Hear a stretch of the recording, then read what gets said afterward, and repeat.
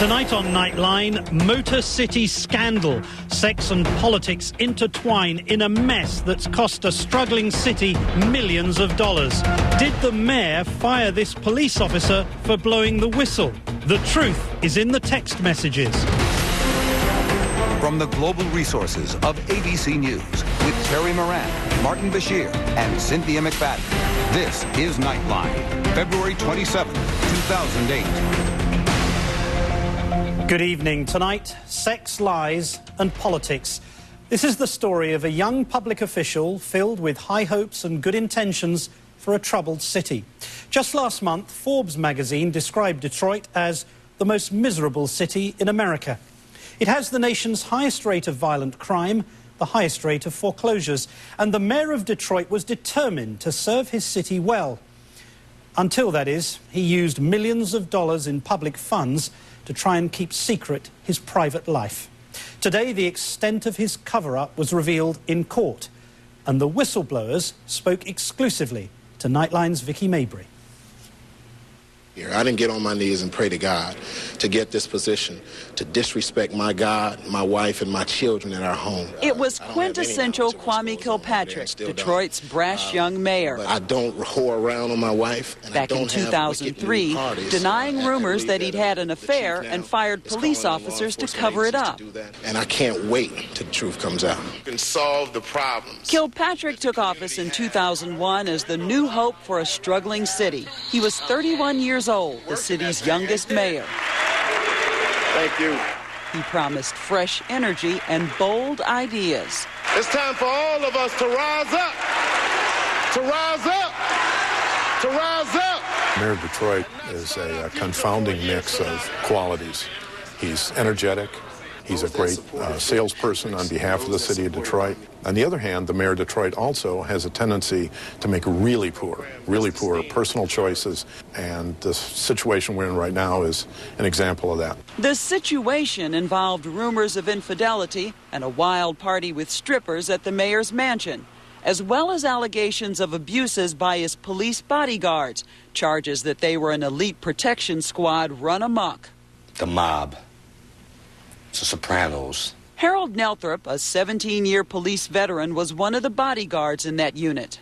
Some people can't handle that type of position at that age. Like, hey, I'm the man now. I run the city. Let me bring my family and my boys on and take care of them. He took his concerns to internal affairs.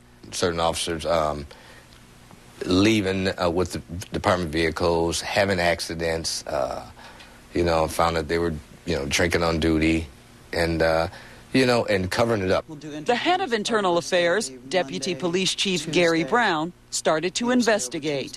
One of Nelthrop's complaints was that members of the mayor's executive protection unit, police officers, who make around $49,000 a year, had made over $110,000 a year. So that was pretty easy to go and verify. We simply went over and looked at the payroll records and determined that the complaint that Nelthrop was making, that they were padding the payroll, had some validity to it. So it was enough for you to launch a full investigation? Yeah, I never got a chance to launch the full investigation. I was fired by the mayor prior to me being able to do that.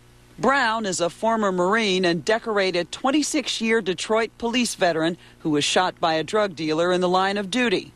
But he was called into the police chief's office and handed this letter, signed by Mayor Kilpatrick, relieving him of his command. Were you fired outright or were you demoted? No, I was fired. I mean, when they bring you into an office on a Friday and take your gun and your badge and your keys and lock you out of your office and then send your belongings home in a box, you're fired, you're terminated. Brown fought back along with Nelthrop, taking their claims to court under the whistleblower law and opening a Pandora's box of allegations against the mayor and members of his administration, including his chief of staff, Christine Beatty. It wasn't about the officers padding the payroll, and it wasn't about the crash cars. It was about the mayor being concerned that the affair that he was having with Christine Beatty might come out. On the witness stand, Kilpatrick and Beatty vehemently denied it. They also denied firing Gary Brown. Mr. Brown was unappointed. He was not fired. But the jury sided with the whistleblowers and awarded them $6.5 million. An angry mayor vowed to appeal. I don't believe that there was one thing in this case that was proven on the plaintiff's side, not one. Then, suddenly, in an abrupt turnabout, the mayor agreed to settle the case for $8.4 million, $2 million more than the jury award. But why settle? And for more money, not less. Because of a trove of 14,000 text messages obtained by the whistleblower's lawyer, Mike Stefani. Text messages that directly contradicted the mayor and Beatty's sworn testimony. But in a text message dated May 15, 2003, Beatty writes, "I'm sorry that we're going through this mess because of a decision that we made to fire Gary Brown. I will make sure that the next decision is much more thought out." Kilpatrick answers, "True, it had to happen, though. I'm all the way with that." And the same pattern for their personal relationship. First, denials under oath. In your professional relationship as mayor and Christine Beatty's professional relationship as chief of staff, that you, in fact, have conducted yourself in such a way as professionals in a non-sexual way. Yes. During the time period 2001 and 2003, were you and Mayor Kilpatrick either romantically or intimately involved with each other? No. And did you ever use the text message system to communicate messages of a personal nature to the mayor? No. But the texts say otherwise. On October 7, 2002, Beatty writes, "I'm feeling like I want another night like the most recent Saturday at the Residence Inn. You made me feel so damn good." Kilpatrick answers, "I feel we can do that in West Virginia and just relax together. I need you so bad. I want to wake up in the morning and you are there. Make it happen. Love ya." Those messages were never introduced into court, but the Detroit Free Press got them and revealed them to a shocked city. We just had a hunch there was something going on here. The city is going to appeal, the mayor has vowed to appeal, and then they settle suddenly. What are the documents in question here? Well, what happened was, we know now, the city gave us a sanitized version of the settlement agreement that they had drawn up, and that was for public consumption. The mayor filed motions and appeals, trying first to keep the text messages secret, then to hide the confidential settlement agreement. None were successful. Good evening, Detroit. I want to start tonight by saying to the citizens of this great city, I'm sorry. After the Free Press published the damning contents of just a few of the messages, Mayor Kilpatrick did what many politicians facing scandals do. He took to the airwaves with his wife by his side and apologized. But for what? For legal reasons, he said he couldn't say.